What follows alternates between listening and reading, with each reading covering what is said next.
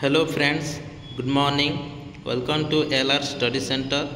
आपण मैंने जानी थे OSSC जो RI, ARI, अमीन एवं ICDS रो एग्जाम डेट केबे ठारू केबे पर्यंत हेबो ताहा रिलीज कर सारी 20 सेप्टेम्बर 2024 रु 20 अक्टोबर 2024 मध्य हेबो बोली गोटे नोटिस जारी करिथिला।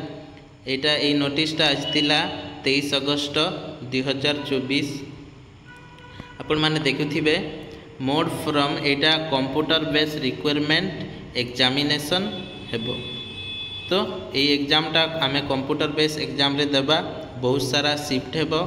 जो रिसेंटली एग्जाम हेतिला फॉरेस्टर, फॉरेस्ट गार्ड एवं SFS ये सब जो एग्जाम पाई ऑनलाइन एग्जाम होइथिला। आ बहुत सारा द्वंद्व होइछि।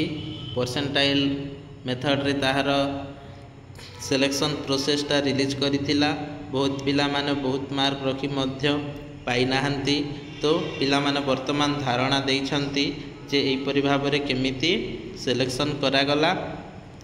तो आगकू सिलेक्शन प्रोसेस रे चेंजेस आसीबो ना पुणी थरे री एग्जाम हेबो कोनोसी मत देई नाई OSSC। आ वर्तमान आगकू RI, ARI, अमीन ये सब एग्जाम हेबो बोली ऑलरेडी नोटिस जारी करा जाइछि 20 सेप्टेम्बर रु 20 अक्टोबर। लागु नाही कि 20 सेप्टेम्बर रु 20 अक्टोबर मध्य रे हेबो। पुणी थरे डेटटा चेंज हेबो एवं आपण माने निज निजर प्रिपरेशन को जारी रखंतु। वरीड हुअंतु नाही 20 सेप्टेम्बर सुधा एग्जाम आद्य हेबो नाही। तो निज निजर प्रिपरेशन को जारी रखंतु। आजिर अपडेट एतिकी थिला। अपडेट भल लागिथिले लाइक करिवे, शेयर करिवे एवं चैनल को सब्सक्राइब करिवे। धन्यवाद।